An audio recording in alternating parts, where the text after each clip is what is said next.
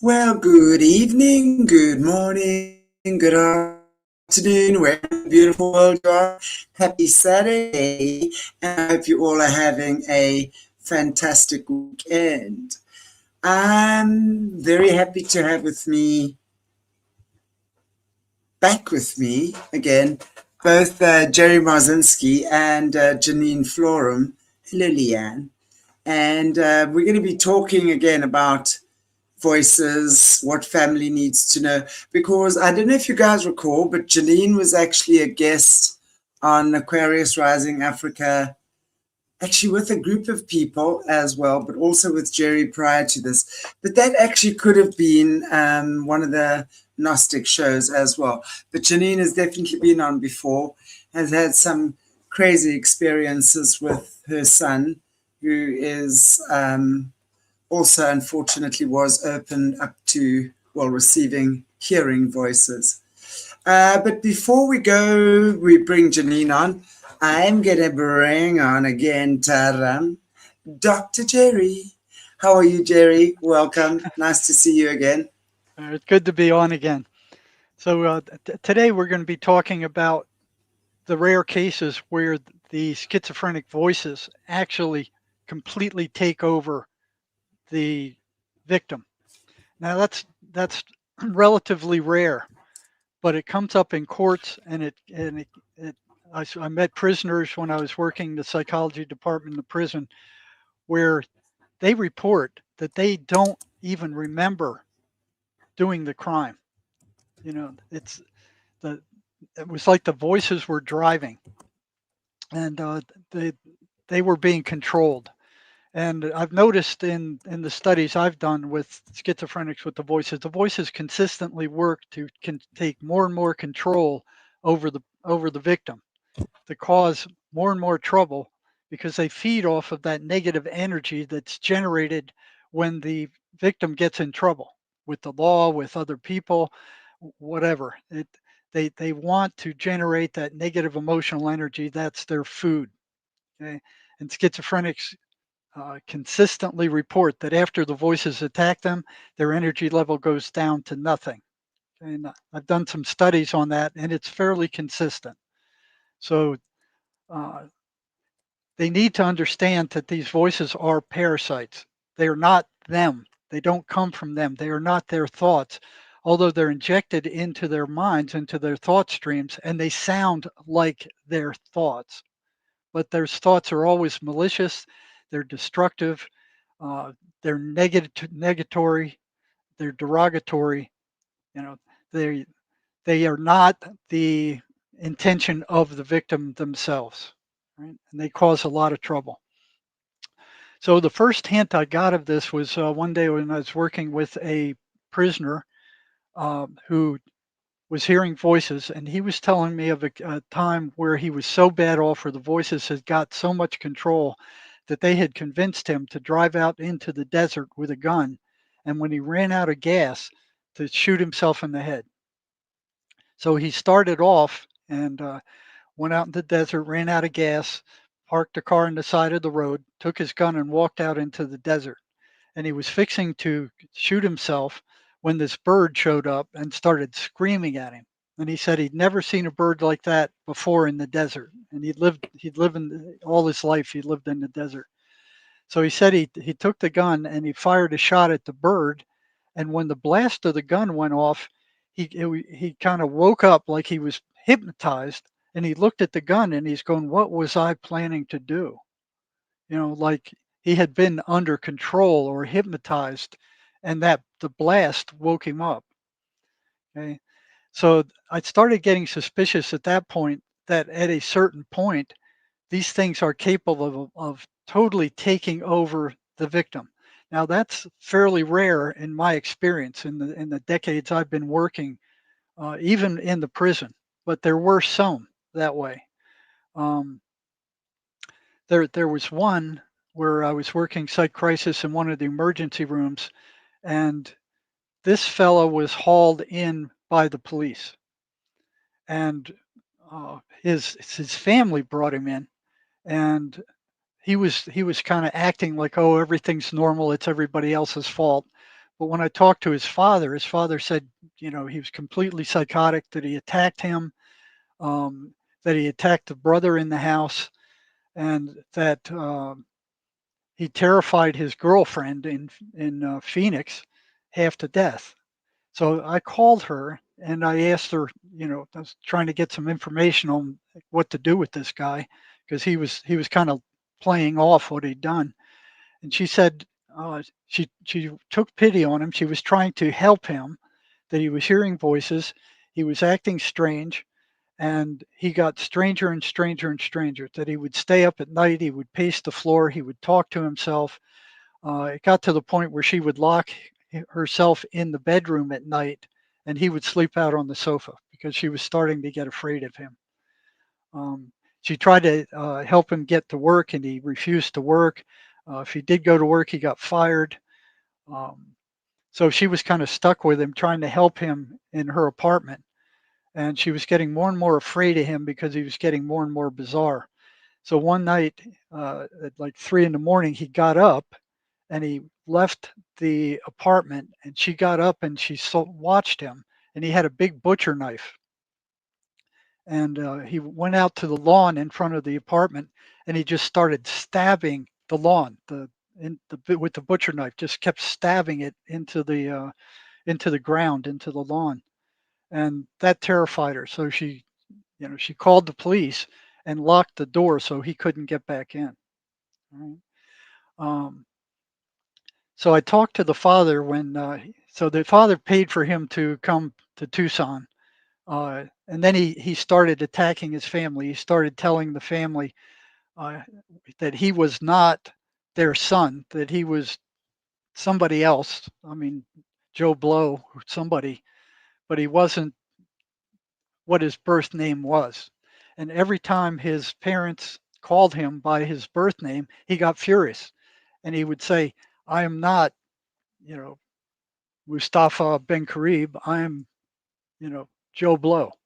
And every time they called him by his right name, he got mad. He got furious until one day when they called him by his birth name, he attacked his father. And then the brother beat him up and threw him into the bedroom and said, "You do not come out. You stay there." And then they could hear him talking to the voices in there. So when he did come out, he started telling the family, "This is my house. You don't belong here. I own this house. You need to get out." Okay. So at that point, they brought him into the emergency room where he was trying to act like he was normal. Um, and I had him admitted he was too far gone. He was getting dangerous. So here's a case where the voices completely took him over and made him think that he was somebody else other than you know who he was born to be. Right? Um, the next one, so and usually schizophrenics know that something's wrong, and they try to fight back or resist this whatever this thing is that's taking s- slow control of them. So there's usually an internal battle going on between the voices and who they are, right? And a lot of them don't know what the voices are. They think that they are them. Psychiatry reinforces that by saying your mind is broken. These are auditory hallucinations due to a chemical brain imbalance, which they have absolutely no proof for. Matter of fact, it's been disproved.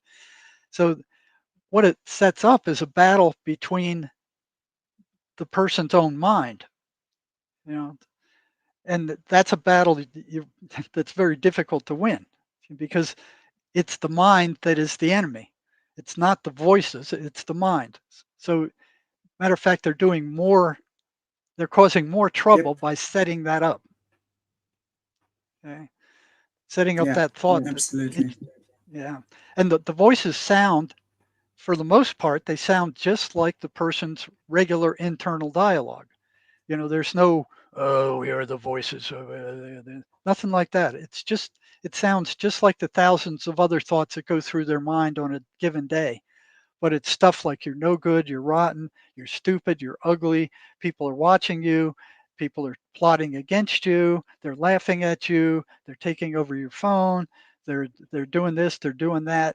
and it increases the paranoia. Okay, they feed off of that negative energy that the paranoia generates. Okay, and when psychiatry said, "Yeah, it's your mind is broken," and has no understanding of what these voices are, they've never studied them, they've never asked questions about them. Matter of fact, when they caught me asking questions about them, they called me up in the one of the psychiatrist's office and said, "These are auditory hallucinations.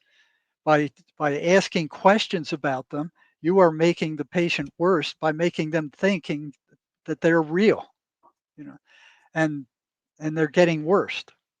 I knew that was a bunch of bunk, but that's psychiatry's position, right? Until they realize that these voices are spiritual negative entities, they're never going to get anywhere. So in the 100 years psychiatry's been around, they've found cures for hepatitis, they found cures for malaria, they found cures for some cancers, they found cures for viruses. The medical establishment is moving forward. Psychiatry hasn't found a cure for anything. Nothing. They haven't cured anything. All they do is treat symptoms. And they're not going to find a cure for schizophrenia until they understand that schizophrenia is not caused by a physical malady, it's caused by demonic negative entities. These are energetic entities Yeah. that's so far outside of their belief system that that's not going to happen within my lifetime. you know. But we are getting cures Right. with under that uh, with them understanding that. And once the victim understands that these voices are not them, they feel so much better because now they have something to fight back against. I had one patient call me or text me. He said, "Thanks. Now that I know it's not me, I can handle this." You know, so they have something to fight against, and there's things that you can do to fight back against the voices that weaken them. Right? There's a number of things you can do. Uh, the Mace energy method will um, neutralize trauma that these voices continually trigger. Right? So they will get better, but the cure rate so far, as we've found, is only between 15 and 20%, where the patient reports the voices are completely gone. But that's much better than what psychiatry is offering. Right? So you can find out more about MACE on my website. Now, uh, another case where the person was completely taken over was in the prison with a prisoner that they had locked down in a high security cell. Okay. This guy was a big schizophrenic. He was big and he was strong, and they wanted to move him into another cell. And the guard showed up and says, "Okay, cuff up. We're moving you to another cell." And he says, "I'm not. You're not moving me anywhere. I'm not going anywhere." So that was a challenge to the guards. And usually the guards, they hire these tough guys that kind of macho guys. At that point, what they probably should have done was shut off his water and stopped feeding him until he agreed to move to another cell. But that's not how they think. You know, hey, this guy's challenging us in front of these other inmates. We got to do something. So they carry around these like quart jars of pepper spray. I don't know if anybody's ever been hit by that stuff, but it's awful. It burns your eyes, it burns your skin. It's like you know pouring fire on you. It's awful stuff. So they told him, cuff up or we're gonna hit you with the pepper spray.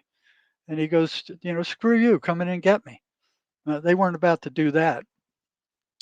So eventually they opened the hatch and they said, okay, come out or we're gonna spray you down. And he said, screw you, I'm not coming out. So he grabbed the towel, he wrapped it around his face and his head, and they just doused the inside of that cell with pepper spray. It was so full that it was coming back out the hatch and it was bothering the guards that were spraying it in. Okay? So he coughed a little bit. He took the towel off his face and he started cussing at them and telling them they were a bunch of fairies and mocking them, making fun of them, and he was furious. You know. So they weren't about to go in there then. So they said, "Oh, you come out, or we're going to get the stun guns." Now this is 50,000 volts of electricity, and I've never seen an inmate stand up to one. I mean, as soon as they're hit with it, boom, they were down. They were on the ground. They were flat. This guy stood up. They told him to come out, or we're going to hit you with the stun gun. So they brought in two stun guns. They hit him with the first one, 50,000 volts, and he did not go down. He stood there and he shuddered. He just, shuddered. So they figured, okay, we'll hit him with the second one. So they had two stun guns, 50,000 volts each, one discharging while the other one was charging up. And they did that 13 times before the warden showed up and said, stop this, because they're going to get me for cruel and unusual punishment. That guy did not go down. So they stopped it. And what these things are, it's there's a little wire and like a little spear point that goes into the skin and sticks in under the skin, and the electrical charge is administered through that. Okay. So they said, you come out of there, we're going to get the dogs. So what they have is these real expensive attack dogs that are like wolves. When you sick them on somebody, they just rip them to pieces. I mean, the prisoners were more afraid of those dogs than they were the pepper spray or the stun guns, because the dogs did physical damage. They would rip them apart. If they didn't, you know, they had to be called off. So they just keep attacking until they were called off. So they went and got the dog team. The handler brought the dog in, and they yelled into the cell again, you either come out of there or we're going to sick the dog on you. And he said, you come in and get me, you bunch of fairies. And he started mocking them and calling them names and insulting them. And by now, there were like 3 tiers in this prison unit, and all the prisoners were now watching the show. They could not lose this battle. All right. So otherwise they would lose. They just couldn't psychologically lose that battle. So they opened the cell. They said, come out with one last chance, or we're going to sick the dog on you. And he said, screw you, come in and get me. So they opened the cell. The dog jumped in. He was sitting on his bed. He threw up his arm in front of his face, and the dog clamped onto his arm and bit down to the bone. Okay, and then started pulling him away. He pulled the dog up to his face with the dog clamped on there and his wrist gushing blood. And he said, sit. And the dog sat, but it didn't let go. And the handler's out there going, what the dickens is going on in there? And then he started petting the dog and going, nice puppy, nice puppy. So the dog was attached to a rope, and they pulled the dog out, who pulled him out, and then they beat the crap out of him. So those were 3 cases where these people were completely taken over by these voices. They were running the person. They were in complete control. The next one is not just the voices. Sorry, I just want to say not just the voices, because I want to bring Jinean on now as well. But I think, they come in with a lot of supernatural powers, like you explaining. Yeah, these guys have got amazing, strong abilities. They become supernaturally strong, as you're explaining. But before we go any further, Jerry, I'm going to bring Jinean on, because I'm very happy to have you back with us again, Jinean, and obviously I know you've shared your story here before as well, but maybe give us a recap and tell us where you're at and what are you doing. And because I know you've had an incredible experience with your son as well. Yes. In terms of the voices, literally where he tried to unalive you, take your life. And I think your story is so amazing, because as a mother, that has to be one of the most horrific experiences to go through with your own child that you've given life to. And also the healing that it takes after that, and the coming together, that's a whole different ballgame again. It's one thing dealing with the voices, right? And having someone take care of him. and an institution of sorts. But Mhm. the healing part and the moving forward from that, for me, is what is really the most important thing, Oh, because we're looking at a world in tatters.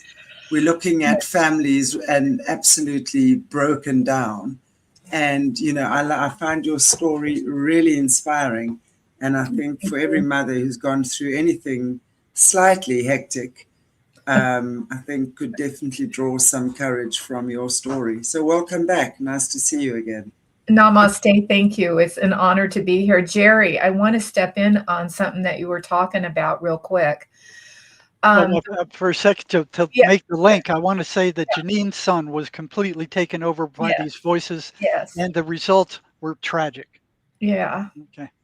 And everything that Jerry's talking about when it comes to what Donovan did when he murdered Allie um, was exactly what Jerry's talking about. And today, Donovan is now, he's absolved. He's he is not the same person he was when he was put in prison. And he and I've been speaking on the phone now for over a year, a little over a year and a month, perhaps I would say. And in that course of the year, we'll go on the journey together during this meeting that we're having, and I will bring in what Jerry's talking about, because Donovan has had schizophrenia since he was diagnosed at 12 years old, but I believe there was an onset way earlier than that, when he was about 3 or 4 years old, because of his imaginary friends, which in on the Gnostic TV channel, our previous interview, we went into great depth in that, and I don't think it's necessary to necessarily go back there. But if you want to see it, it would be a good idea to go watch that, because Right. there's a lot of revealing information in there uh, for them, because it's been, what is it, Chantelle? It's been at least a year or so since we've had a meeting together. So there's a lot that's Yeah. happened. Yeah, there's a lot that's happened since then. And life happens. And the voices definitely, and the parasitic entities are real, definitely. And I do not want to classify schizophrenia as a disease, because it is not a disease that's Yes. treatable. It's that simple. And for me, as mom of a schizophrenic, when Donovan was diagnosed, I will, as I've said before, and I will say it 100 times, I swept it under the rug because I wanted my son to live a normal life, and not realizing that. And I was very geared towards Western medicine at that time. Okay, because I was a psychology major. Okay. I was in college, Right. psychology major, going through all of the Western medicine, DSM-4 back in those days. Okay. And so I believed it was a treatable, quote, disease. Okay.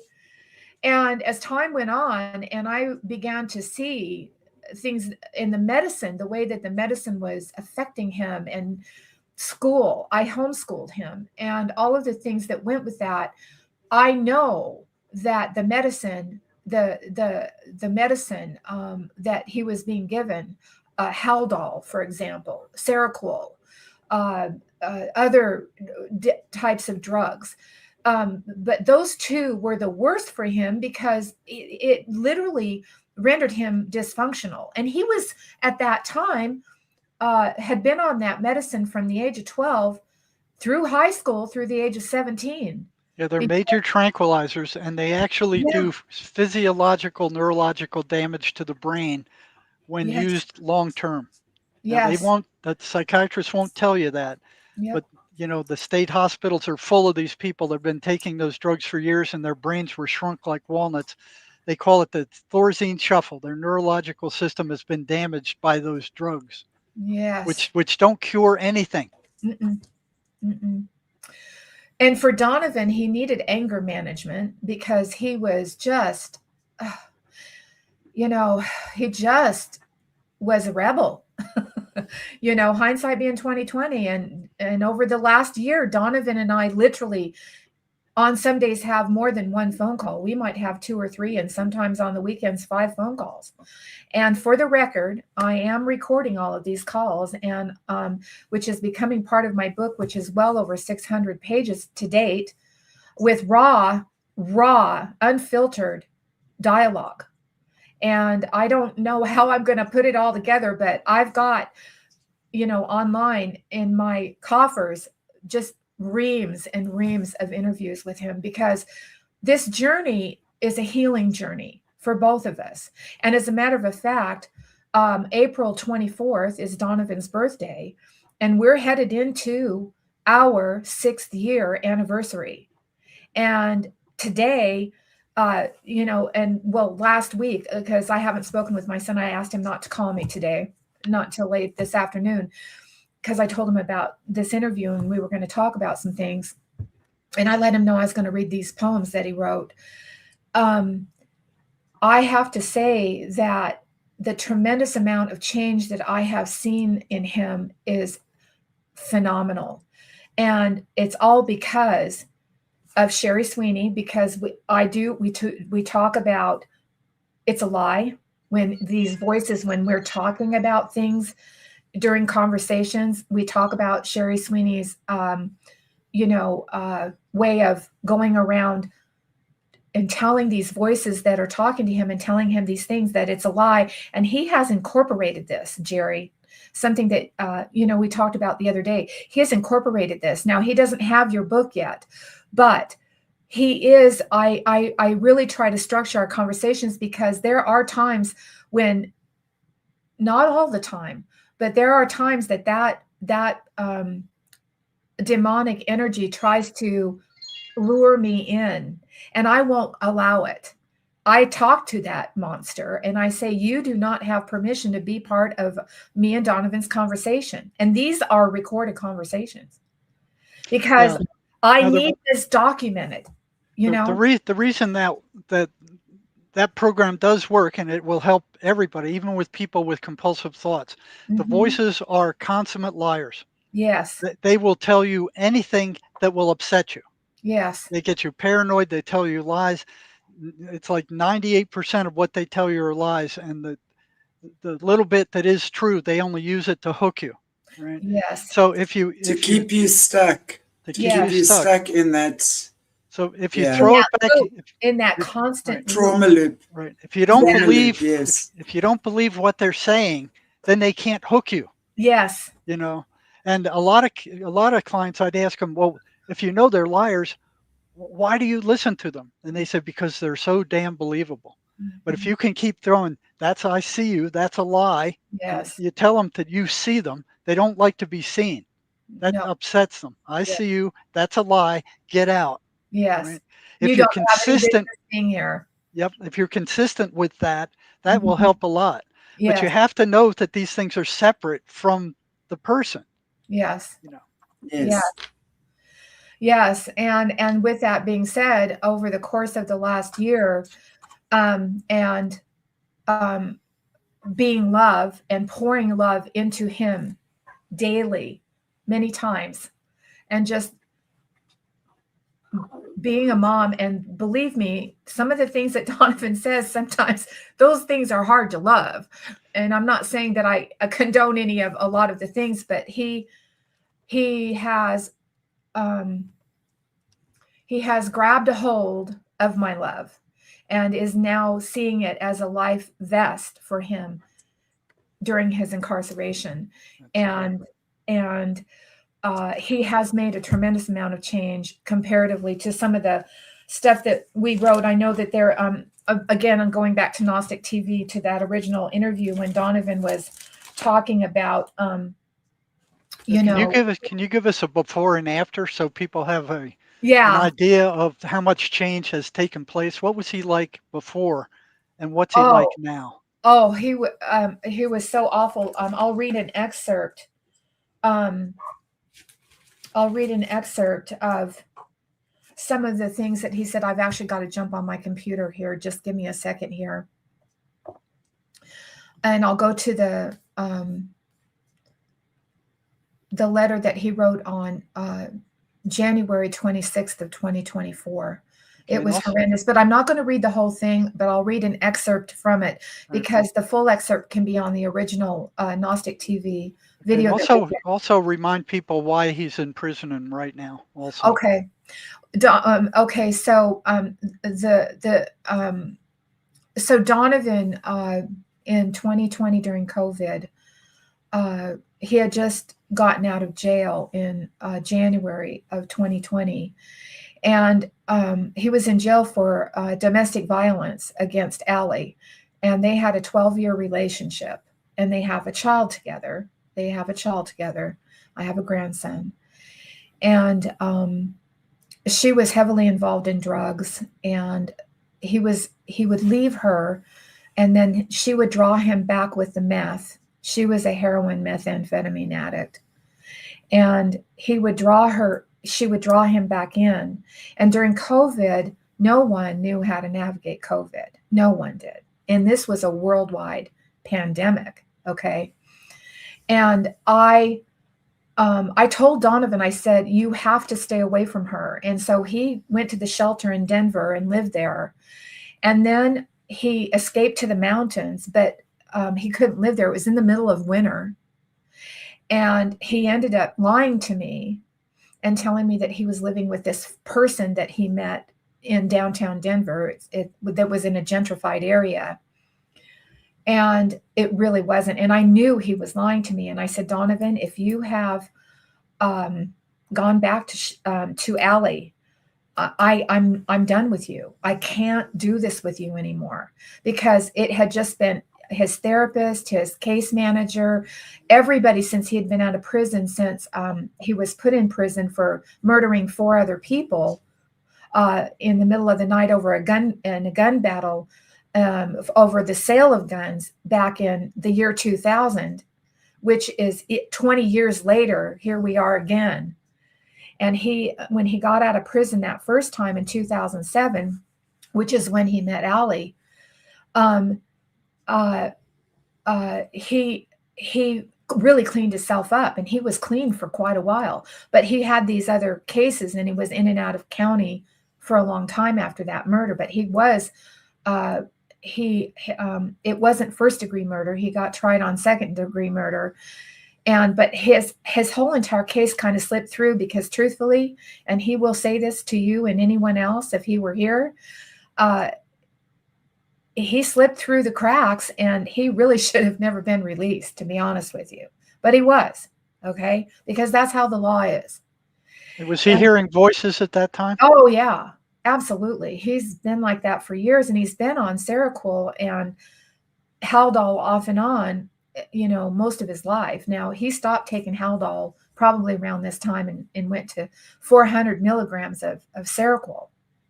And so they had their child. And then after he was born, she went through that postpartum thing.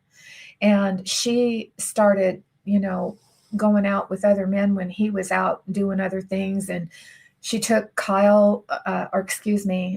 she took my grandson with her, and he got to see an awful lot of awful things. And when Donovan was finding out what was happening when he wasn't around, they started fighting a lot, and then it just got brutal. The domestic violence, he hung himself twice. She tried to kill him and stab him, and it was just ongoing. And they're both on meth, right? And yeah. One of the most dangerous drugs there is, to let the voices in. Mm-hmm. Meth, I've seen more prisoners go psychotic on meth than any other drug. It's awful. And it's awful. It's just horrible. So over time, he did try to get away, but he loved her and he felt he could fix her. Okay. This is coming out in our conversations. Okay. So what I'm sharing with you is information now that from before I didn't have. So he was trying to fix her. Now, hindsight being 2020, he realizes that wasn't a good choice. And he knows that his choices, where he used to blame me all the time for his choices, he has come to grips with the fact that he is where he is at for the rest of his life because of his choices. And he is deeply regretful. Now, I will say to you, I never thought I would ever hear the words of regret out of his mouth, because his demonic energy that possessed him at that time, going back to one of those original poems. I'm sorry, I've got it up here right now. Like, I'll read an excerpt to you because I don't really want to get into it too much. But like, for example, Chantelle, what is it about cussing? Can I cuss a little bit in the letter, or should I not cuss? I don't know what to do, because there's some cuss words in here, and I don't want to. You can cuss. Okay. So, this was, and he wrote the time on it, 1:26:24, 8:23 a.m. Janine, and when we first started talking over a year ago, he called me Janine for about 2 or 3 months, and then he started calling me Mom. But this is how disconnected our relationship was, because of his anger and hatred towards me, and the fact of not accepting the responsibility of his own actions. So he wrote, so yeah, well, that's the sum of how I feel about you at this moment. I've had some time to think about our relationship, and it hit me. We have no fucking relationship. Pretty typical. And then he gets into how he protects his children, and how she was a reason why he dismembered her. Okay. And he gets into detail in the letter about the dismembering, and how she was a child molester, and all the things, and how he by murdering her, he felt justified by killing her because she was molesting their son. Okay. Now, as a mom, I get that. Okay. I get that. But the seriousness of it is, okay, Donovan, if that was the truth, then why did you not go to social services? Why did you not take the actions to get, and Kyle, my grandson was taken away. Okay. He was taken away, but not for too much longer after that. But the fact of the matter is why did he not go to social services when he knew that Allie was molesting him? Okay. And he didn't. So what does that do? It builds resentment, it builds hatred, it builds anger, and it just festered and festered. And of course, with the voices penetrating him, like, you're going to have to do something about this. You're going to have to harm her. You're going to have to do all these things, because he's coming forth with all of this information of when he's been clean, he is settled in, and he's got a job, he's in art classes, and he's finding himself again. He's opening up more and more about what led him to murder her. Okay? Did he tell you what part the voices played in that murder? Oh, all of it. Every single bit of it. What were they telling him? Well, he was so meth induced. When the police, the investigators, when they arrested him in June 8th of 2020, he had been on meth more than 43 days. And he had possession of her body for 43 days, okay, before he dumped her. So keep in mind that the first 4 murders that Donovan committed, he was on meth for 19 days. Okay. No, 13 days. Okay. There was an estimation that he was on meth for 19 days, but when it came out in all the court records, or in the investigation, I should say, because he pled guilty. So there was no court. He was in induced meth state for 43 days. Now, put that in perspective. I mean, if I drink one more cup of coffee, okay, I'm going to be like a complete methamphetamine. So he was definitely not in a mentally good place. But when the murder happened, and when he called me, after he had stabbed her 15 times, and he told me what he was doing with her body at that moment, okay, that's when I knew he was in trouble. And his voices. And I said, Donovan, I'm asking you, please don't touch her body. Leave her alone. Call the police. If it was in self-defense, somebody will hear you. And the guttural voice that came out of him during those conversations was not my son. He was bound and determined to carry her into the bathroom and give her a bath because she was talking to him. Her demonic voice after death was talking to him, his demonic voice. And I was on the phone with him when this was all happening. And I shudder to say it terrifies me to this day. I feel it in my gut right now of what I had to sit through on that call. And I'm begging him, please just leave her body alone. Don't carry her to the bathtub. Please don't. Please don't. And then his demonic voice came in and said, she's asking me to bathe her. I have to clean her up.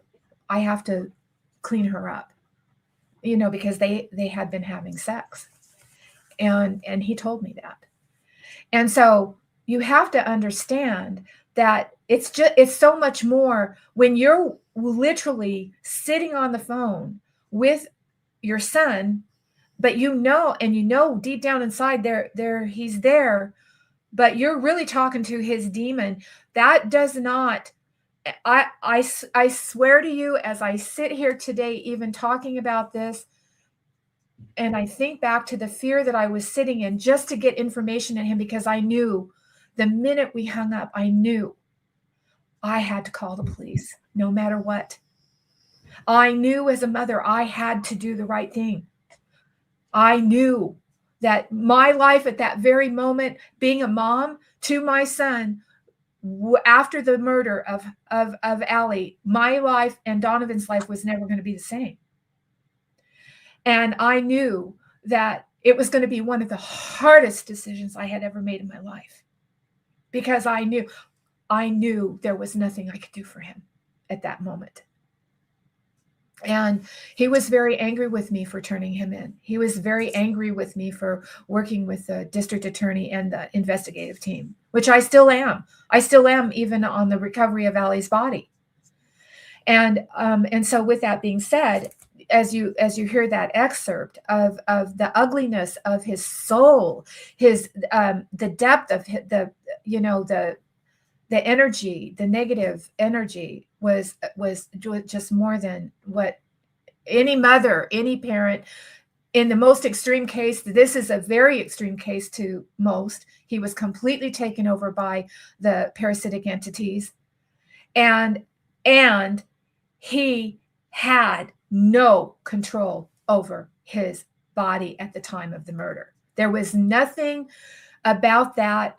And moreover, the worst part of it is after he got her out of the bathtub, according to the investigation, because at that moment on the 27th of April, which was the last call that Donovan and I ever had, he had bathed her, cleaned her up, carried her back to the bed, and that was the last time we spoke. Didn't speak again. But in the investigation, what ensued after that was when he cut her body up in 1,000,000 pieces. And I say 1,000,000. He dismembered her completely. And that was total 100% possession. There is nothing, anything anybody can ever say to me that he was not demonically possessed at that time. Because the son I know, the soul that I gave birth to, that's not him. It was because of the methamphetamine-induced state of mind and the ability for those parasitic entities to come onto him and operate his body to feed them, because that's what they do. When they attach, they are being fed. They are sucking you dry. As a matter of fact, something Jerry said earlier, Jerry, what you said earlier, of the people that you've spoken to after they go through these events, when Donovan was put in jail in Globe, Arizona, which is where they picked him up at, and he was in county there for about a month until July 8th or 9th when they extradited him, they had to have the governor sign to have him extradited back up to Colorado because the murder took place in Colorado. When that took place, Donovan, he said almost the whole time he was in county. He was so exhausted. He said he woke up a few times. He didn't even know where he was. That's how bad his body was taken over, not just by the entities, but by the methamphetamines. Yeah. I can't even imagine what it would be like to be so completely zoned out on methamphetamines for a straight. And he said he slept sometimes. Sometimes could be 5 minutes. Sometimes could be 15 minutes. Sometimes could be 1 minute. We don't know because our people's minds on methamphetamines, it's just, there's no, time is not a factor. You know, Janine, did his voices ever directly speak to you, or was it? Oh yeah, especially in the letters, like that letter that I just read. Let me pull that one back up real quick. I'll read something to you, an excerpt from that real quick. Give me a second here. The circle is turning. Okay.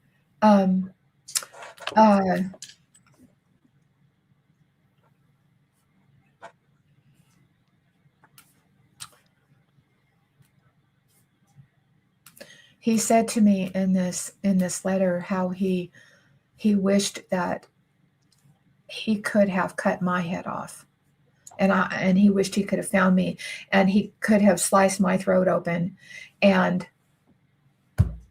he could have witnessed that in that letter. And that wasn't him talking. And I believe that I did show the picture of the handwriting. It's so, you know, like he's holding the pencil like this and he's pushing on the paper writing, because because Donovan has decent handwriting, you know. And so in the letter itself, you could see that it's not even really him that's writing the letter, because he's so angry.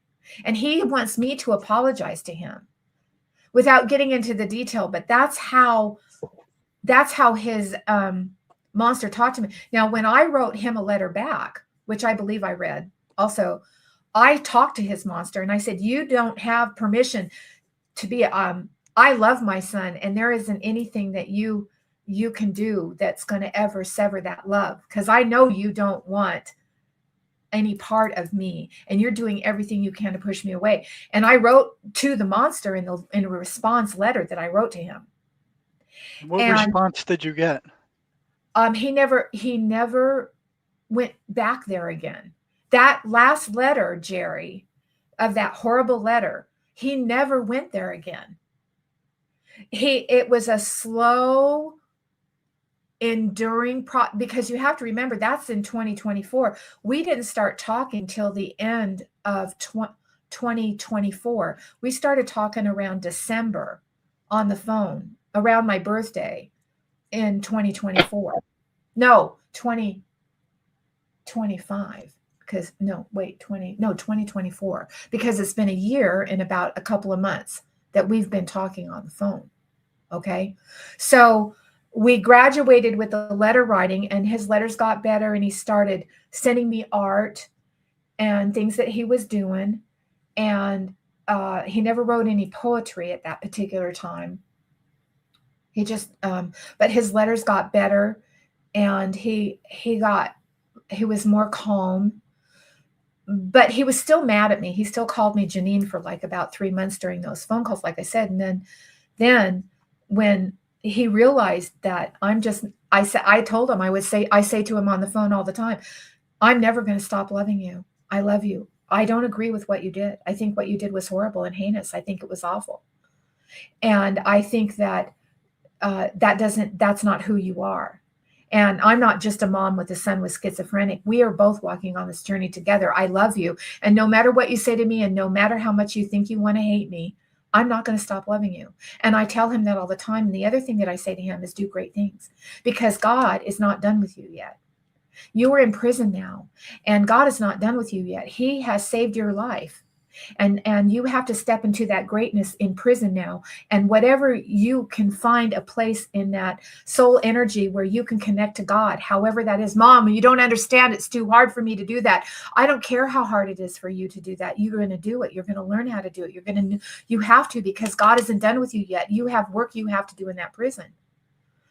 And now he's there. Has he gotten to the point where he's actually physically taken responsibility for his actions? Yes. In other words, like, yeah.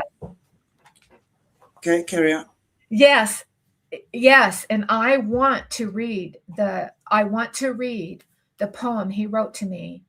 And I got it. He sent it to me through Psychosis, because we connect through Psychosis, which is an email for prisoners here in America. And so he sent me a poem. He was I'm going to open it up and I'm going to read it to you. Now, I've read it to Jerry. This will spell out from then to now to help you understand how much Donovan has transitioned into, I never even thought it possible. So I'm going to read this to you. Let me get this a little bit bigger here. Okay, it's called Christmas Yarn. I hope I don't cry, because every time I read it, I do. It was sent on December 18th of 2025, which was about my birthday's on the 11th of December. So he sent this to me after. And it's one of the first poems he's written in a very long time.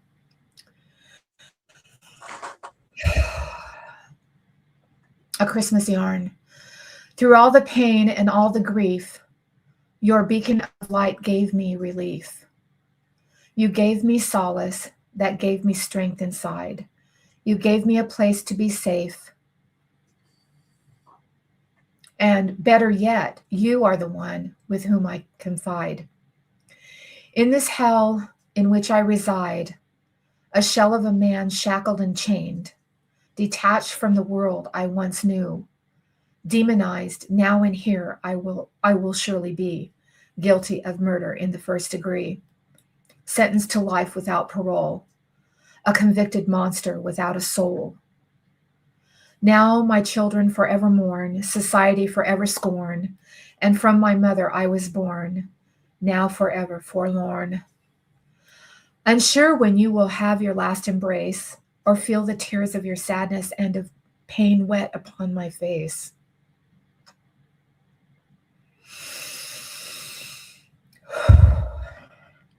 Oh, for what? To end the suffering of my son? At what cost? To change the venue to this concrete dungeon, this immutable consequence? Sentence now is past tense. Now behind a wall and a razor wire fence.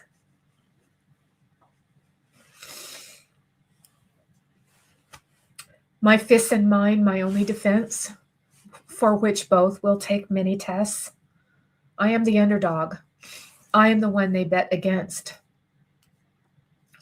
Yet with every win that I make only opens up a new floodgate. It's in this that I learn. It's where the struggle begins. It's where the emotions live, where the darkness begins to fade to light. Living in this husk, this shell, this body I know so well, stuck between two worlds, one heavy in deep regret, and another filled with every other steps I have made to ensure my fate, now left on my own to contemplate, seemingly now way too late.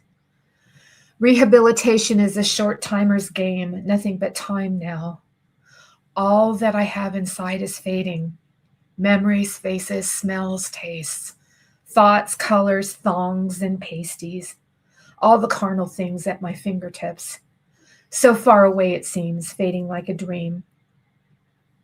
Waking as I scream, thunder as loud as my heart does beat, forever in a state of constant repeat, drowning in a sea of darkness. Shadows of footfalls and keys, banging doors and angry screams, finding relief only in a darkened corner. Evil fills everything every day with cold despair.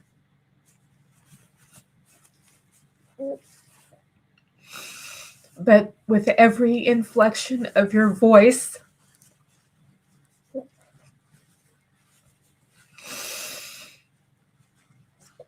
Take your time. brings me closer to you, closer to life, love, happiness. And in those moments that I have privilege,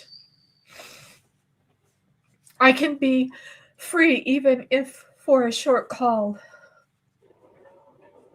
So for this long stay, I am happy now. I am at peace.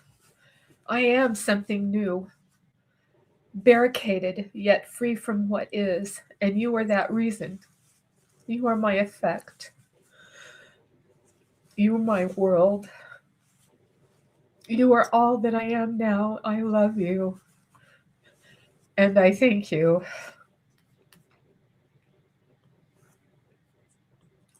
Janine, that is so beautiful. Wow. I never thought I'd hear those words. Never. You know what? As I'm watching and listening to you read, it to me, you know, and there's nothing more powerful than a mother's love. Yes. And you guys in the chats that are talking about repenting and Jesus and this, I'm not beating down on religion, but you guys have got to listen with different ears here. I'm asking you to listen with different ears. Here's a woman who, let me tell you, if her son was being beaten with religion right now, you would see another demon or 20 arising out of him. That's what Yes. you guys are not getting. This is the love of a mother who has unconditionally sat with her child through committing the most heinous act anyone could ever imagine. And he called her while he was doing it. Good God. And this is a mother who has sat with the love of God and her soul and the love for her son is what's healed him. No religion is ever going to do this. So I implore you, when it comes to stuff like this, you yourself have to be spiritually attuned. But to start preaching to people about religion right now is having the opposite effect. And I'm trying to show you that through Janine's testimony. Only the love of Janine could get her son back. Nothing else. Nothing. That's true. That's right. We all know that our souls belong to God. And when we are in that already knowledge, no matter how much stress and torture we're going through, and that, Janine, is what you've understood. I know that in your spirit. It has been that knowledge that has taken you and your son through this. The love of a mother has healed this child. And I want to tell you, from one mother to another, it is very, very difficult to walk your child through something like this. Not for 1 minute can I say I've done the same. I mean, we all have challenges with our kids, Everything right? is relative. Yeah, exactly. Everything But is what you've done and what you are doing is absolutely the blessing that this planet needs. Because the first thing that they've tried to do is break up the family. That's what the occult does, is Yes. they separate the mother and the child, they break down the family, they separate them, they target individual single mothers who are vulnerable. We all know how that works already, right? So this is how they do it. And now this is showing me the strength of a mother's love that walks her child back to healing. It doesn't change what he's done. It doesn't reprieve him from what he's done. But as you say, Janine, God is not finished with him yet. Yeah, that's right. You know, this is where the soul alchemy has been. As a healer, this is what I seek in people, to see this, because you've really you have nailed the soul alchemy. You could have turned your back on him a million times, and you Yes. chose not to. No. You know, he's done the most horrific and said the most horrific things to him. You could have turned your back, and you didn't. And that is what has brought him back. And congratulations. I believe It's amazing. so. And love, unconditional love. And here's the thing. You see, this is the key. Okay. Unconditional love, unconditional love, unconditional love, unconditional love, unconditional. Think about that. Sit in that. Unconditional. How many people in our lives today, any of us, anybody who's listening right now, and I say this and I'm spirit drawn to say this out loud. My eyes are closed and I'm tapping in, tuning in, and turning on because these are words that need to be said. What is unconditional love to you? To me, unconditional love is loving without judgment on every level of human integrity and sovereignty. Because in order to love unconditionally, we must love ourselves. Because if we do not love ourselves, we cannot love unconditionally, because there may be a part of us that never was able to love ourselves for a long time. I know I'm that person. Only until this event happened and I traveled to the dark night of the soul and I realized this isn't my fault. These are choices that my son made. I came to the conclusion that I have to step in and love my son no matter what, because he is lost. His soul is lost. This is not about religion. This is about soul saving. This is about a soul energy, loving a human being that has a soul. Yes. One human being to another. Yes. And that is how God works through us. And that's why I say, you as the mother had to have been aligned with Christ consciousness, the Holy Spirit, in order to be able to have the resonance and the coherence and the understanding in your mind, body, spirit, in order to be able to support your child through this. So this whole thing that it's like, and I want to say, through the grace of God, your creator, are you as strong, but you've needed to be able to integrate that wisdom with which God has granted you, right? You've had to integrate that and use it in order to help your son. This is how God works through us. It's not some abstract thing, intangible thing out there. God works through you as the mother in the most profound way, and your ability to love unconditionally has been tested on every level, and by God, you've passed with flying colors, and I love that. Every mother can learn from you. Thank you for doing what you've done. Yes, every mother and father, anybody, we have to love unconditionally. We cannot place conditions on our souls, our love for love. We have to be love on a daily basis. It doesn't matter what we do. When we pour our coffee, when we wash our dishes, when we take a walk, we have to walk in that love space. And we can't judge anybody. Those people that are driving past us 100 miles an hour, they've got something to go, they honk their horn at us, they're in a bad place. You say a prayer out of love. I hope that person gets to their destination safe. Sorry to interrupt you. I love what Overlander is saying here. It's possible that unconditional love of that magnitude might even alter the frequency of that individual jinn and cool it off, or whoever it may. You are perfectly correct. Perfectly correct with that. Because I totally believe as well, these lower rung entities that are these attachments and stuff. I mean, everything in life, remember, energy can never be created or destroyed, only ever transferred or transformed. So now what Jinean has done is transform that darkness, that lead, back into creative life force, into the gold that is God's love and the understanding. And only through understanding could you have done that.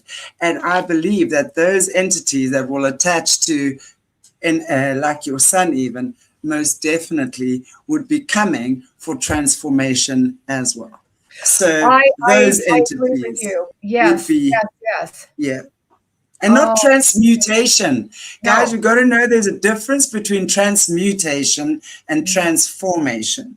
Yeah. Transmutation is when you love to fear to anger to whatever. It's one emotion kind of shape-shifting from Yeah, one state to another. yes. Transformation is when you got it, you've understood both sides of the coin, and you now boom, and that's when your energy will raise, your vibration lifts, you transform, you've understood, you get it, and you are now able to view things from a much higher perspective, which brings in more of that unconditionality, that unconditional love. Which this is a great place to segue, because he wrote me a second poem. And yeah, wonderful. This one was written on, I just got it in his email not very long ago. Oh, what day was that? About a month, not more than a month ago. Okay. A couple weeks ago, I just downloaded this because I forgot about it, but I didn't. Oh, wait. 1/28/26. Okay. And the name of the poem is called Rivulets. And this is going to be a perfect segue for you to see exactly what you just said about the transformation. Okay. Now it's going to be a hard one. It's going to be a hard one to listen to. It's a very short one, but it talks about how he feels about what he did. So that you can understand the transformation he's in. And this is just recent, 1/28, January 28th of 2026. Rivulets of the End. This is his poem. It seems so clear to me now how enveloped the pain is to be, shuddered, the feeling of love, from between the end of breath. Why did you not, before I go on, I may start over. This is what he feels about Allie. This is about Allie. This isn't about me. Okay. So this is about her. Rivulets of the End. It seems so clear to me now how enveloped the pain is to be, shuddered, the feeling of love, from between the end of breath. Why did you not cry out from beneath the tears of blood that were wiped with torment and guilt? On the night you saw me last, forever will I know you like no other. Forever will I taste you. Forever will I see your cold blue stare. Forever will I be your last memory. And as the inevitable consequence arises, your demon subsides to reveal the woman I loved. Your confession made only feeds my hate. Your failure as a mother, a lover, a friend are only whispers of ashes never to be. The pathetic words of your last breath held no honor, no closure, no recompense. That is what haunts me the most. For only the selfless act you ever spent was spent to deliver yourself from finality, from understanding of what was to become. And at this point, I knew you saw reality as I held your head dripping life upon the floor. Your pale, shocked face blinking a coded swan song, lips mouthing words never to be heard. The desert keeps you still, separated you rot. I will forget you never. This will echo forever through the valley of my thoughts. Someone who is not regretful could never write something like that. No. Someone who is not regretful of his actions, knowing he did this. And can you imagine having to live with those memories forever of when they come back? Because see, with the love that I give to him, and there was Jerry, as you know, there were so many parts of those 43 days that he was blacked out. Yeah, he's admitted it.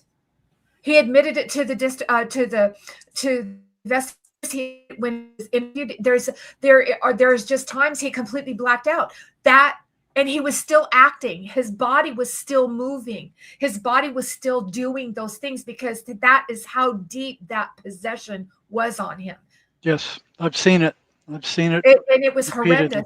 I can't even imagine. You see? completely taken over. And one thing I noticed through my career was how adamant these entities are to break up the mother from the son. And single mothers who are Yes. schizophrenic, the battles that they fight with these Yes. entities Yes. are some of the most horrendous psychological battles I've ever seen in my life. The voices are telling them to hurt their children, and it's just this horrendous battle that I've never seen anything like it. And it's time after time after time after time where that mother's love is protecting that kid from those voices that want to destroy that kid. Yeah. It's just horrendous. Yeah, absolutely.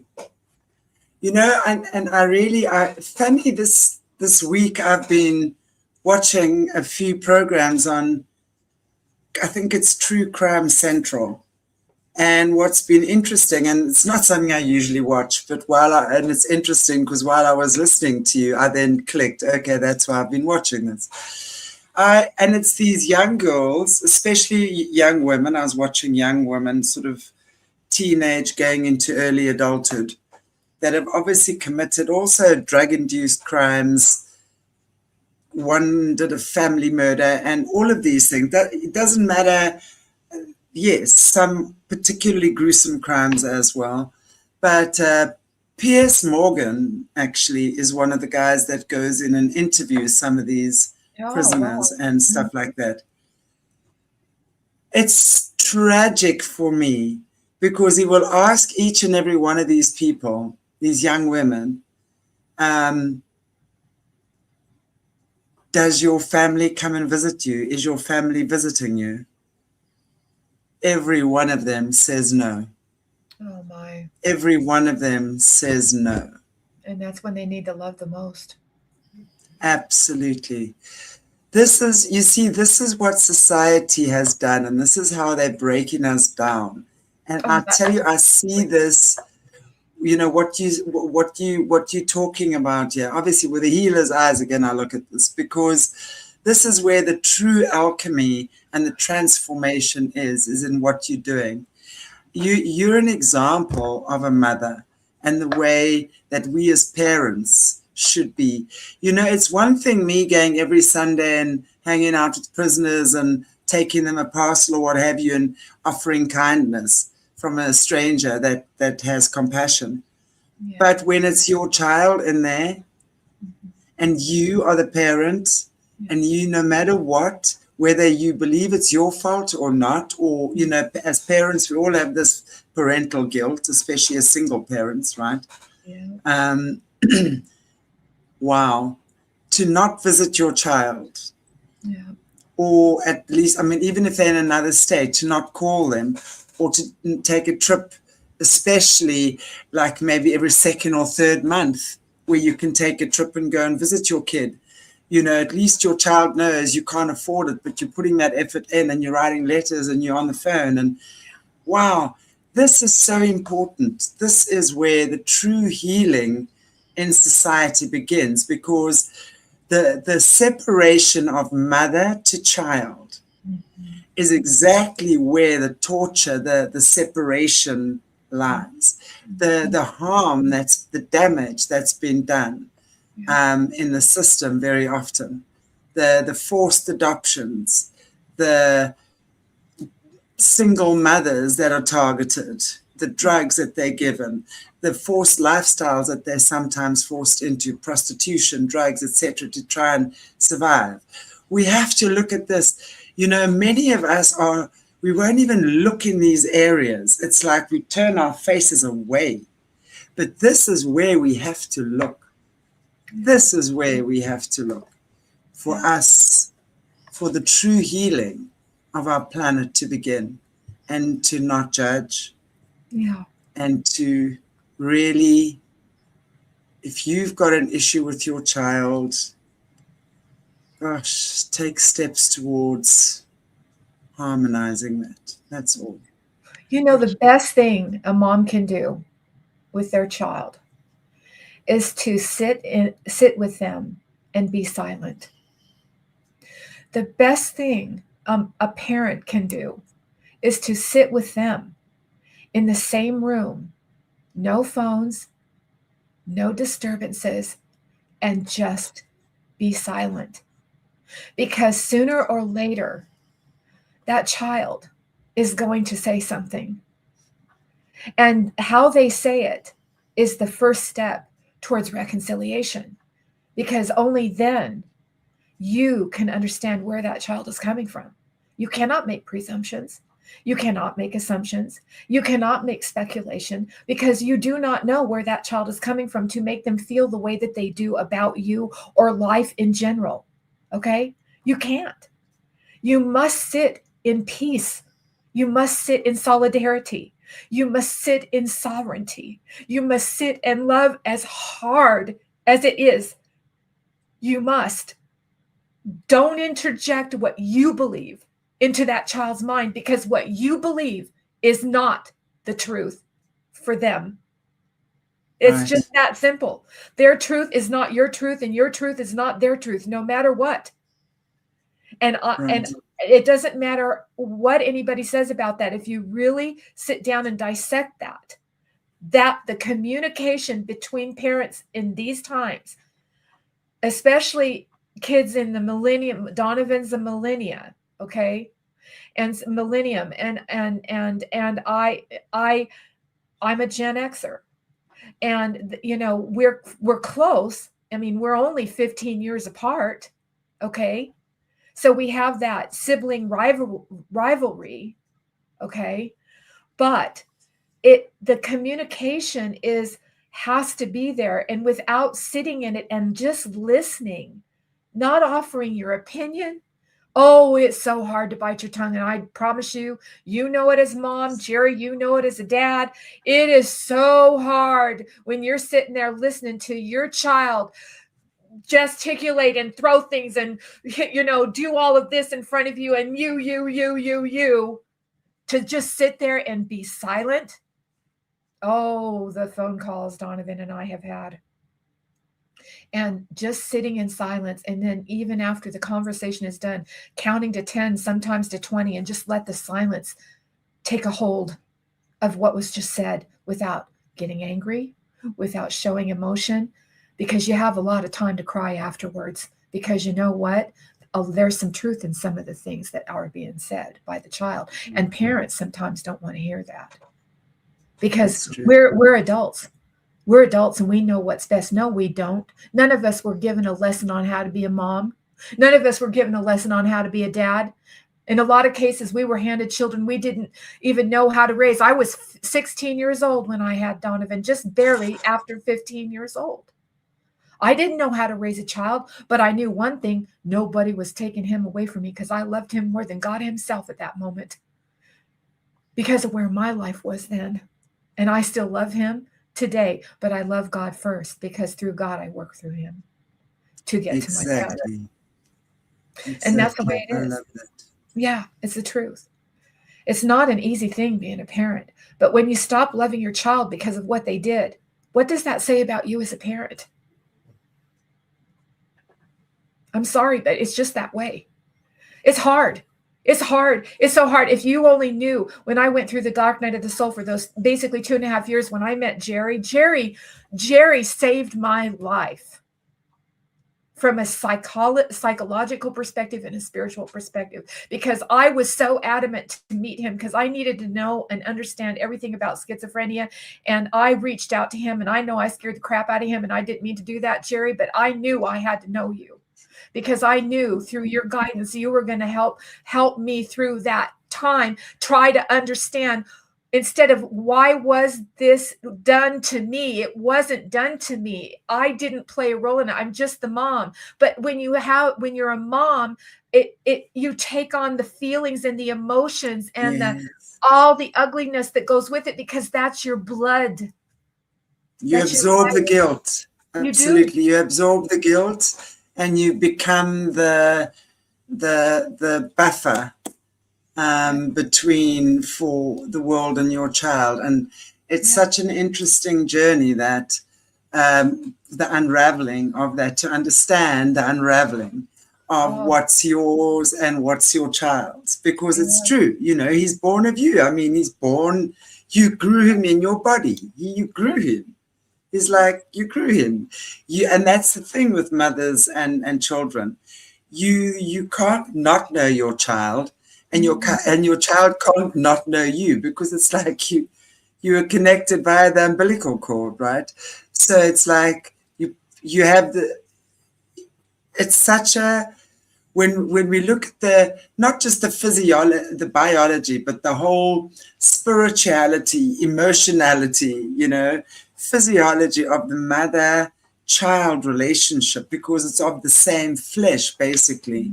Mm-hmm. It's such an intense thing, and requires such skilled unraveling.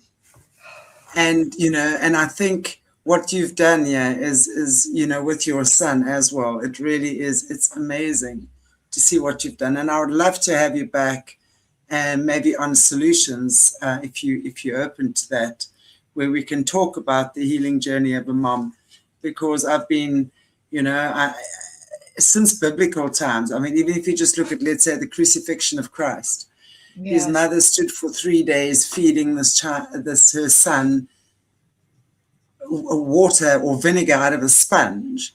Now, imagine, like, so little has been spoken about on our planet about the suffering of a mother, and that is the ultimate. So when we understand that, and we can sort of reconcile and heal that, the mother, the unheard screams, we just hear about how Mary stood there offering Jesus whatever while he was being crucified. Do we ever ask what she as a mother went through? Oh, never. Every mother will relate to that. Yeah. How often, I mean, as women, for example, there's a lot of, and I'm not even talking about the whole male-female schism now, but it's the understanding that the sacrifices that a mother goes through, and at some point you have to realize when that sacrifice ends. Yeah. And at the same time, stand in your sovereignty and truth, and still be there as a strong, coherent, stable force for our kids, but not take on the pain and the suffering. Exactly. And I think that's when we've made it. That's when we've understood. I am so there, because that's what I said. Oh, I am so there, because here's what happened with me in my journey on this healing project with Donovan. And I say project because it is a lifelong project. Donovan, when you give birth to a child, they're a lifelong project until one of us dies. Okay. And it still goes on. It's just that way. When I went through the dark night of the soul, to add to what you just said, and to also add to the story of Piers Morgan and that interview, because this is going to tie in together exactly with what you just said. I screamed at God. I stomped. I was just, why? And then I learned how to rephrase the question over a year later. What is it about this journey that I'm going through with my son that I'm supposed to learn? What is my job that you want me to do, God? Because I'm going to tell you right now, I'm pretty much done with this. So I'm okay with whatever you need me to do. Would you please, God, please, I beg you, please tell me what I'm supposed to do with all of this, because I don't know. It's so dark. That's how I pray. Because it's between me and God. Exactly. This isn't about anything else. What are you going to do as a mom? And I can say this with all truthfulness, with the Piers Morgan situation, and Piers asking the inmates of the women that did these heinous crimes, does your family ever come to see you? And the answer equally is no. Stop and just take a look at this. Stop and take a look at this and think about it. What is happening with that parent right now? Are they alcoholics? Are they drug addicts? What is their avoidance behavior? Let's look at it from a psychological perspective. Do they even know how to address it, to even have conversation? Because the education's not there, because the separation by political and religion is not a word I agree upon. I believe that having a God-centered belief system with and having a relationship with God is first and foremost. And if you choose to go to listen to someone else talk about that, then that's different, but not to believe that they are the leaders and only through them can you know God. You must know God first, because how can you have a relationship with God if you don't? Because it becomes hypocritical at that point. You either do or you don't. It's that simple. And you walk with God, and you walk with that space, and you walk on that journey where you are connected 24/7, no matter what. The minute your feet hit the floor to the minute you go to bed, and you are grateful for the life that you're given. And that's where I had my epiphany during my dark night of the soul.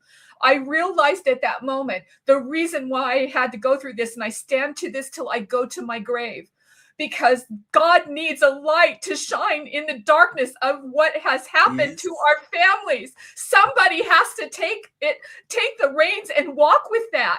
I'm not saying I'm the only one. I'm not. I am only one of many, but I will be outspoken about it. You must love your children first and foremost above anything outside of God. And only then can you break and sever what you have been programmed as a person in this world today. Severing the family is what they look at what's going on. Let's get real here. Okay. It's about severing that family time, having children make decisions against their own bodies. I could go on and on. I don't need to. We know this. Severing that relationship with the parent is the worst thing that you could do, but letting up the parent, allowing it because they believe it too, is not equally good. How do you change that? You can only change yourself and be the example, as Gandhi said, to be the change that you wish to see in the world. And that's the only thing I have to go on, and have the support system like yourself and like Jerry and anyone else that wants to be love. You must be love. If you cannot be loved, then you will be critical. You will be judgmental. You will point your finger of blame. And you don't even know, because you've not lived in my shoes. You've not lived in anybody else's shoes, because everything is relative. I am only talking about one person, me and my son and my relationship. And yes, it is the most extreme, but that's all I have. I don't have and I don't judge you or anyone else for what you have gone through. You see, this is my journey. And I know that this is not the same person I was a year ago. But we aren't going to be the same people a year ago when we go through these kinds of things, you see. But if we reach out to our children and let them know that we love them, and give them if it's just this much hope to know that there's somebody out there that loves me. Yeah, that poem that Donovan wrote, you are my life, you are my now. Even if there's always hope. There's always hope. Absolutely. Yes. And we must, as parents, no matter how bad our children are, we must let them know we love them. Only then can the change happen. Only then. And until then, as parents, if you don't do that, you're being irresponsible as a parent. I know. I'm speaking for myself, because I know. It was so hard to have a conversation with Jerry, and we've said it on. Don't talk to him again after what he wrote to you. Don't say anything to him. Just walk away. No, I can't do that. I'm his mother. You can't just walk away from your kids, and people do. I think there are probably several times that we feel like walking away. And I think maybe for a space in time, it's good to take a pause and just step back for a while, and just take a breather. But wow, thank you, Jinean. That is really, really, really profound. Jerry, I would just like to maybe, we're kind of getting to the end of our time now. Maybe you just want to say something for us as we sort of closing off. About what we've been speaking about tonight, your take on all of this. Well, I think Jinean is completely right. And, when I did tell her to back off, she was destroying herself. You need to get away from this for a while, at least a while. But she kind of recovered, because he made some nasty threats toward her, very dangerous threats. And she was struggling with this, and she was like enveloped with it. So, she had to break away from it for a while, because she was destroying herself with it. But I think her like I said, a mother's love is just incredible.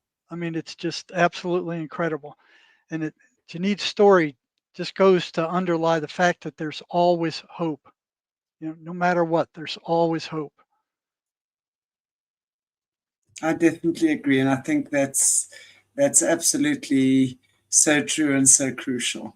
And just based on that, I know that there's a lot of people in the world that have families or brothers, sisters, whatever it might be, that are locked up for whatever. And if you can, just send the love, and it's so true what you say, God requires that we bring light into these dark places. And very often that's why we have these experiences, because your soul had the resonance to be able to take. And I mean, it's the same thing with survivors. Everyone who's watching would know that I work with survivors who have got some horrific stories as well. I mean, how some of these people have survived, even living, never mind being married and loving again and trusting. And how they come through that is amazing. So there are amazing souls in this world doing amazing and incredible things. And Janine, definitely you are one of them with your child.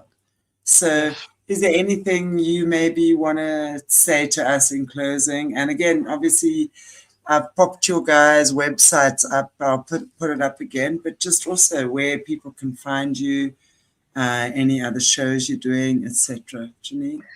I have been stepping back from the public on this because I've been on this journey with Donovan. I'm writing a book, and it's based on live interviews with him through his journey, and asking hard questions and sitting through it and listening and being silent and letting him talk it through and interjecting when it's necessary. And, oh, I didn't know that, and these kinds of things. But this book is going to be a tremendous book. So what I'm doing is Donovan gave me the roadmap from when he left Colorado, and I'm working with, I've got 3 people on my team right now, with where we're going to go do some searching for where he dropped her body off, because her body has not been found. And again, as you know, I gave up on it. I gave up on it for over a year because I was frustrated. Donovan wasn't being honest about things. And then one day, towards after Christmas, he opened up to me, and over the course of 3 days or longer, probably more than that, because the days started melting, we had so many phone calls every day. And I got on Google World, and we started in Arvada and worked our way down all the way to where he dropped her body off and all the things he remembered, because he was again in a drug-induced state. So I've got a team of people we're working on. We're going to get a drone and start a LiDAR drone and start looking at the ground and seeing if we can find some things. But that's an ongoing investigation that will be presented, because the thing is she is on indigenous property, that we know. And so we're going to try. And yes, it's been 6 years, and yes, we do believe that her body's still out there. But we've got to go about it a different way, because it's been so long, and with the rainstorms and everything, we're going to have to look at it under the ground, with the LiDAR drones. So that's going to be part of my book, and that's what I'm working on right now. Outside of my business, I work in law. I'm a paralegal, so I've got a lot of work. I've been doing a lot of wills and a lot of trusts for people, because that's what I do. And so other than that, from a personal note, this is a personal part of my life that intertwines with my work as well, and in the case file management that I do. But other than that, I do have a Facebook page that Jerry and Sherry and I share, and it's called Moms and Family Members with Schizophrenia. Moms and Family Members with Schizophrenia. And yes, that's my, and so what we do is we have this situation where people can come and join our group. And what I do there is when I come up for air with Donovan, I periodically post there, and I posted this poem there, and I periodically check in with everybody to remind them to be loved. And I periodically check in. Sherry is really good about posting her stuff. And then when Jerry has interviews, I post interviews that Jerry does on there. If people haven't had a chance to go to his YouTube channel when he does these incredible interviews. So I try to stay really active also in the astrology community, because I still work with forensic astrologers on this for the mapping part of it, because, we're trying to hone in on about the location, about where she is. So I need you to understand there's a lot of other things that I do. But I want you to know that every day that goes by, I'm so grateful to be able to be here, to be this, because ultimately what I would love to see, and it's only in God's will and divine timing, that this entire book would be written with the finding of her body, and that would complete the book. As terrible as that, hard as that is for me to say, for me, in my lifetime, that would put closure to this nightmare, not just for me, but for my son. So does he actually remember? Does he remember where he buried or left her? Yeah. Yeah, he does. So has he actually told you? Yes. Has he told you, or I have it all documented. Yeah. So, but basically, what you're saying is because it's been a couple of years, the remains of probably, and it was obviously she was dismembered. So it's not. We're not looking for a skeleton. We're looking for pieces. No, we'll be looking for containers that he had her in. That's probably been buried by dust and sand, and that's why we have to have a LIDAR. And the fact that she's on the reservation, the team of people that I've put together here in Arizona have connections with the Apache and the Cochise and the Hopi and the Navajo Indian tribal chiefs. And so because there's any number of parts of where this particular location is falls under the jurisdiction of 4 indigenous tribes. Okay.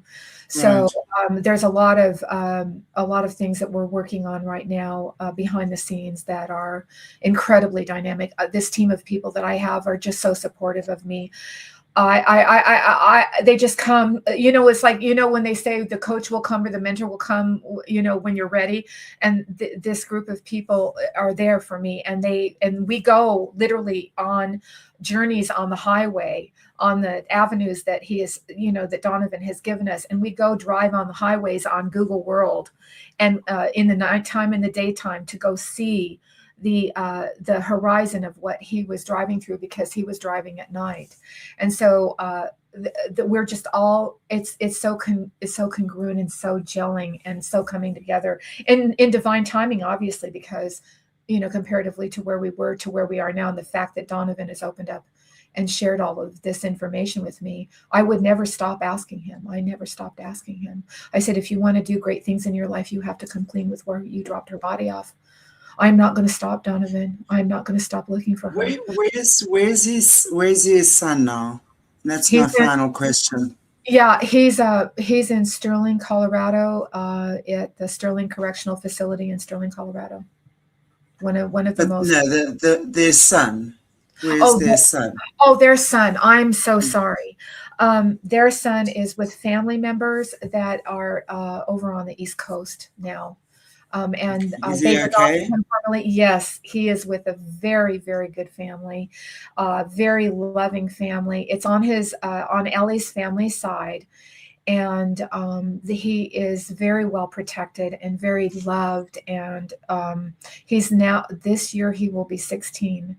This year he will be 16 years old, I believe. Yeah, he just turned 15. Yes, he will be 16 years old. Mm-hmm.